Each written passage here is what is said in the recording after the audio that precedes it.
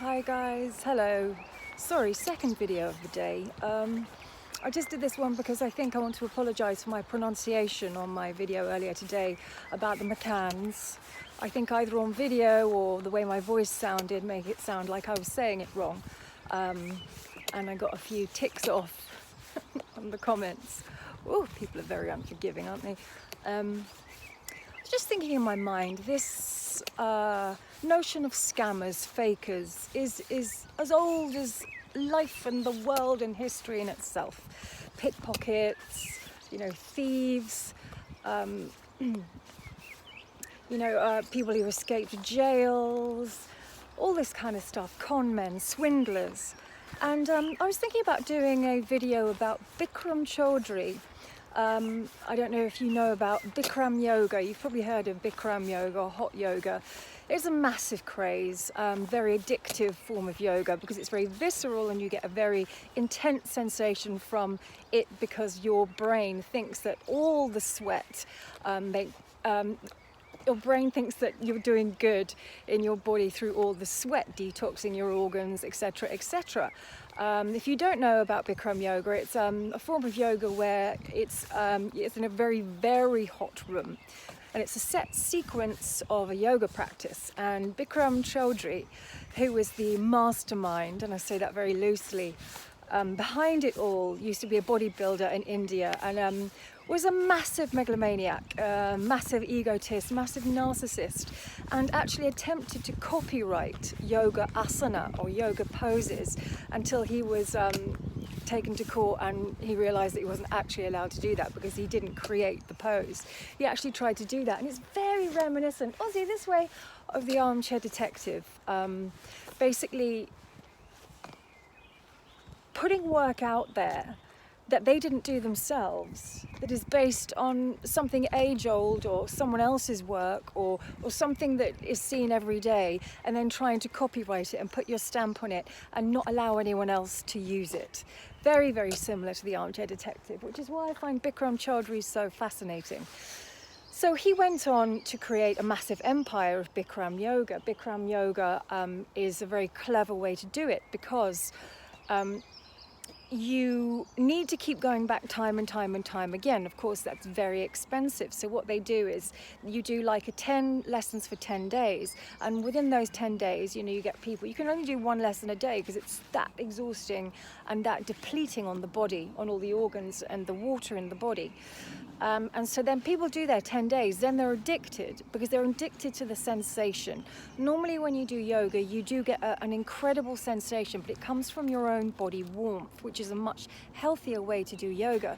This is an artificial heat. You're wearing very little. The poses are all the same. If you did the pose without the heat, you wouldn't get hardly any of the sensation. So the idea is that the room is heated so you get a better stretch, but the problem with that is you can get a better stretch in the heat, but you're overstretching and you can be damaging your body without knowing it.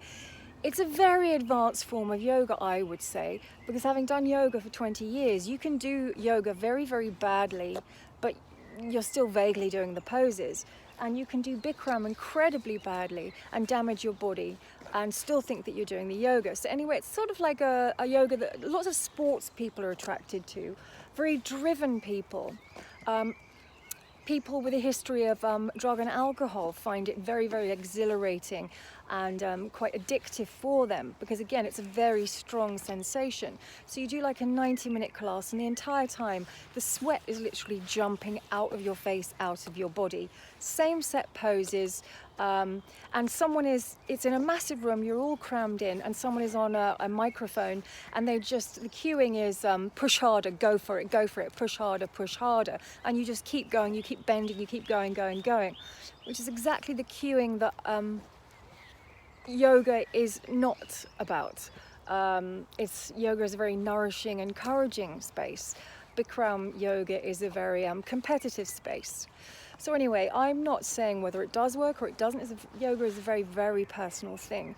But I do know about Bikram Choudhury, and also this man, of course, now we look back and we hear the stories, There was lots of teacher trainers that were doing teacher training with him when I was doing my TT, and I indeed was going to do Bikram. But it costs around £5,000, £6,000, I think, to do a month's course there. And I just wasn't into the yoga. I don't like Bikram yoga. I feel sick throughout. I don't find it very beneficial for me. And I do believe that I can create the same amount of heat in my body without the artificial heat. And it's a much healthier heat. By all means, if anyone does practice Bikram, let me know. But the one thing that most people will say is when they practice Bikram is that they love it, that they need to go, and they feel incredible afterwards. It's all very exhilarating words. It's not exhilarating on a sort of on a deeper level than that. It's very, very visceral, very immediate result. Anyway, of course, Bikram Choudhury was touching up all the girls, making advances, sexual advances, trapping them in rooms, abusing the entire system the entire time, using yoga, his classes, and his sort of self-made position of guru to basically touch women up in class, tell them they needed something more from him, and ended up trapping them in rooms, making advances, physical abuse, sexual abuse, mental abuse, and basically took advantage of his position, of course. And this happens a lot. And that's another video. I have many, many stories during my yoga years in the community of this happening quite a few times with different gurus. That's another time. But anyway, if anyone is interested in seeing a little film about Bikram or hearing my take on it, then let me know, because it's something that I'm very interested in. Obviously, it's something very close to my heart. It won't be a video bashing anyone. It will be a video telling you the facts. The facts. I don't like salacious videos. I don't like clickbait. I do clickbait sometimes to prove my point. I've done it a couple of times and I hate it. I don't like, as I said, salacious videos. I won't be dribbling like the armchair detective on all the gory details. I'll be telling you the facts about the community and about Bikram yoga and the truth of it. So if you want to know, stay tuned and send me a little massage. Thank you so much for watching, so much for listening. Let's keep spreading the positive and trying to get rid of this negative, even for just a day. Have a good day, everyone. Bye-bye.